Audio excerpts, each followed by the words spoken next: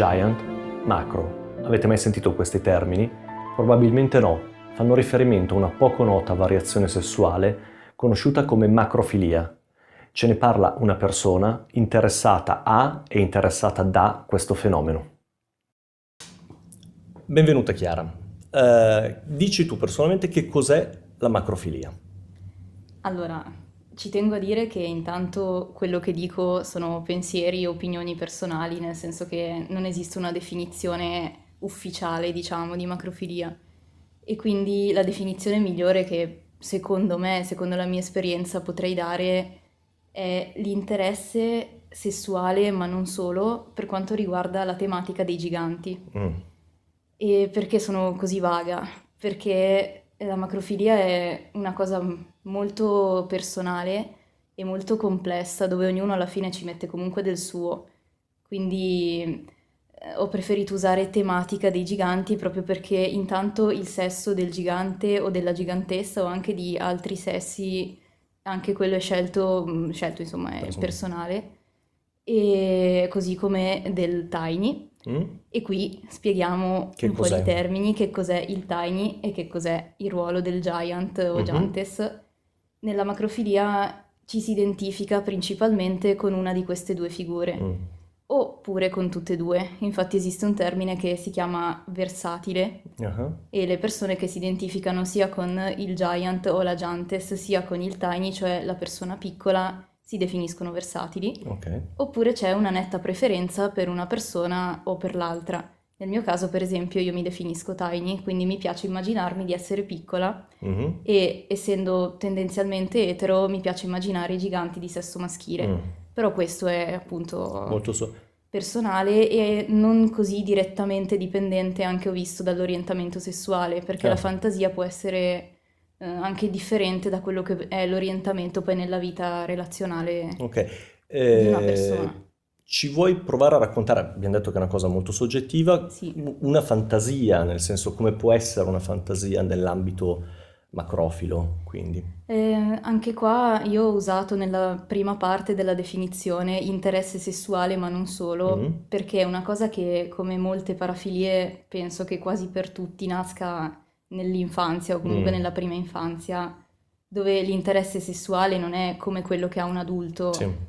E quindi diciamo che è più un fascino, un'attrazione, un'emozione per questa tematica. Quindi quando uno vede un'immagine, un disegno, sente una storia che rappresenta un gigante, ne viene in qualche modo attratto, però non si può, secondo me, ancora, almeno per quella che è la mia esperienza, definire interesse sessuale. Dopo, anzi, non, diciamo, non così tardi, ma anche, insomma, il bambino inizia presto a scoprire la sessualità, si colora un po' sessualmente fino ad arrivare poi in età adolescenziale adulta a essere proprio un'attivazione sessuale adulta. Ma hanno delle caratteristiche ricorsive queste fantasie, nel senso che c'è una storia abbastanza, nonostante sia molto soggettiva come cosa, però si ritrovano delle storie simili fra le persone, cioè come si strutturano come delle sorte di fiabe, nel senso sono molto Noi curioso e ignorante rispetto alla cosa, per cui volevo capire. attingiamo molto al mondo delle fiabe, nel Eh, senso che comunque forse sono anche le prime esperienze che fa un bambino, perché diciamo che i giganti, più che essere una figura mitologica, ormai vengono proprio raccontati nelle fiabe. È raro sentire un mito di un gigante, ma ci sono le fiabe per bambini e noi da adulti poi le copiamo. Ci sono degli elementi che si trovano molto nelle produzioni macrofile, quindi nei yeah. collage, che sono delle foto modificate in modo che il soggetto sembri gigante rispetto all'ambiente, o anche nelle storie che scriviamo, nei giochi di ruolo che facciamo fra noi. E principalmente ci sono due categorie, secondo me, poi però ce ne sono tante altre, che sono il gentle, cioè la persona gigante che si comporta in modo gentile, carino, protettivo e Ah. coccoloso. E l'altra, non credo che abbia un nome, almeno forse in inglese sì, diciamo evil, Ah, è quando, cattivo, c'è sì, una... quando il giant o la giantess si comporta in modo invece più prevaricatore, insomma usa tutto il potere che ha sul tiny. Su come le persone riescono a gestirlo proprio sessualmente parlando, ci sono vari tentativi di applicare nella realtà una cosa difficilmente applicabile, che appunto, insomma, essere giganti per quanto sei alto non è quello che vuole un macrofilo. Cioè anche questo è E per cui importante. cosa succede? Che non so, ma te lo chiedo, tipo uno si sdraia, l'altro cammina, cioè per cui c'è una prospettiva anche visiva, Questo è la si prima creano... cosa che si fa, si cerca di creare una prospettiva tale per cui l'altro, anche attraverso poi i discorsi, le parole che dice, interpreta il gigante, quindi a te sembra abbastanza credibile. diventa un role play, cioè di Sì, fatto poi... decisamente sì, è un po' deludente sinceramente, sì, è avendo molto... provato personalmente un po' così. cioè Eh, ci si adatta, diciamo, in qualche modo, si cerca di arrivare il più possibile vicino alla fantasia, ma è impossibile arrivarci sì. per definizione, in qualche modo, perché... Poi ci sono, per esempio, si può praticare il trampling per eh, provare. però il trampling ha degli elementi già un po' sadomasochistici, no? Il sadomaso è abbastanza diffuso fra i Eh, macrofili, anche se non tutti lo amano effettivamente. Anche lì poi c'è una cosa più soft, nel senso il trampling non deve essere per forza sì, fatto con no, un tacco appunto, 20, frustini, cioè nel senso è anche una cosa praticabile, non so, in casa, così. O se no si può cercare di usare dei cuscini, dei materassi per simulare eh, le mani o cose così, però abbastanza. Cioè già quando lo dico mi rendo conto che che può suonare un po'. è un po'. Cioè se lo vedi da fuori è anche forse buffo, perché comunque dici ma cosa succede? Però effettivamente le parafilie spesso sembrano buffe, quindi. Mhm. La tua esperienza negli anni, come questa cosa ha in qualche modo, ehm, non so, condizionato positivamente o negativamente la tua esistenza, nel senso la tua vita? Questo è variabile, nel senso che ho attraversato varie fasi e penso che tuttora le stia attraversando. Ora, che ci ho anche fatto un lavoro personale, soprattutto mi sono confrontata con persone che hanno la stessa parafilia e secondo me questo è basilare, importantissimo, proprio per evitare di tenersi tutto dentro e che ci sia quell'alone di vergogna, Sì, di pensieri negativi. Ora la vivo molto positivamente e penso che sia comunque una parte importante di me, anche se ce ne sono tante altre, comunque anche a livello sessuale ci sono tante altre componenti, io non sono solo ed esclusivamente macrofila, mhm, non mi identifico con la totalmente. macrofilia, però la ritengo comunque una cosa che definisce gran parte del mio modo di vivere la sessualità e che si infila un po' in tutte le relazioni alla fine, che. Ecco, come si gestisce nella relazione una cosa del genere? Cioè si è in qualche modo obbligati a trovare una persona che corrisponda oppure poi come si...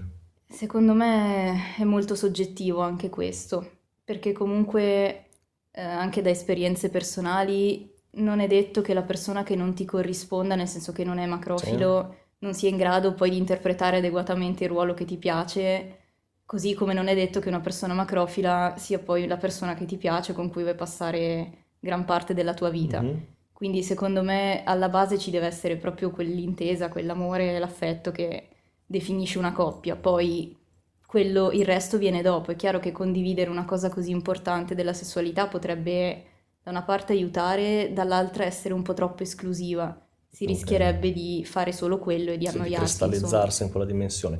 Due ultime domande. Secondo te che basi ha? Cioè nel senso, come nasce questo tipo di variazione sessuale? Questo non è una domanda a cui riesco a Si rispondere. sarai fatta delle ipotesi, immagino, però. Sì, restano solo ipotesi, appunto, Certo. e soprattutto anche qua non mi sento di poter parlare per No, certo. tutti i macrofili, anche perché credo che si intrecci molto con la storia di vita di ogni Mm, persona.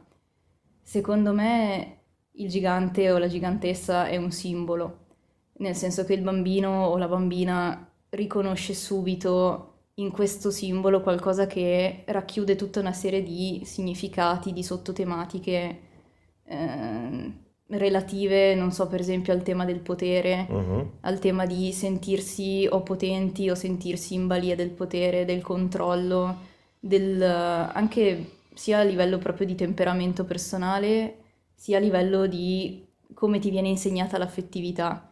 Quindi l'affettività da che cosa è mediata, da Ah, ok. quali tematiche affettive è mediata e, e quindi appunto credo che riunisca tutte queste cose e Questo anche altre. eh, che che però poi diventano molto appunto legate poi alla storia personale, per cui anche con elementi molto anche privati di fatto, nel senso che Sì, bisognerebbe veramente andare a indagare la vita personale. diciamo, spero che si riuscirà magari a capire in futuro se c'è un nucleo uguale per tutti o se è veramente definito proprio dalle esperienze personali. Ok. Però credo che comunque sia qualcosa legato sia ai significati, sia all'emotività che ci nasce da questi significati, a cosa siamo più sensibili e soprattutto come impariamo ad amare e a Relazionarci. relazionarci alle altre persone. Ok, Chiara, un'ultima domanda. Hai parlato, il termine soggettivo è spuntato spesso Mm. in questo nostro incontro, eppure siamo qua a fare un video, nel senso che diventerà pubblico, eccetera. Perché? Perché ti sei prestata a questa cosa? Nel senso, qual è la tua finalità, se hai una finalità o... Io sono qui non perché la mia faccia sia particolarmente bella o perché io parlo a nome di qualcuno, perché ho continuato a Mm? ripetere che appunto racconto solo un po' brevemente la mia esperienza, ma perché mi ricordo dei tempi in cui ero alla ricerca un po' di risposte, perché comunque la macrofilia è qualcosa che si scopre, un po' come tutte le... mi sbilancio a dire Mm. orientamenti Mm? sessuali, è qualcosa che hai dentro ma non lo sai. E è un momento un po' difficile in cui magari ti senti l'unico al mondo, ti senti strano, diverso, malato e purtroppo trovi anche gente che te lo dice, magari se provi a confidarti. Lo stigma è dietro l'angolo, insomma. Esatto, e vorrei che se ne parlasse di più e soprattutto che i macrofili non pensino di essere malati o diversi, ma semplicemente di avere una variazione della sessualità e la sessualità umana è veramente sfaccettata, colorata, personale. Vorrei che se nel pubblico ci fossero dei macrofili potessero pensare appunto di non essere particolarmente Ok. strani e qualora invece non fossero macrofili, che magari cominciassero a capire che appunto la sessualità ha varie forme e magari fra i loro amici c'è qualcuno che ha Mhm. anche queste, e quindi di essere un po' più aperti di pensiero. Va bene Chiara, sei stata molto chiara e per cui ti ringrazio. Io vi saluto e vi rimando al prossimo video. Ciao!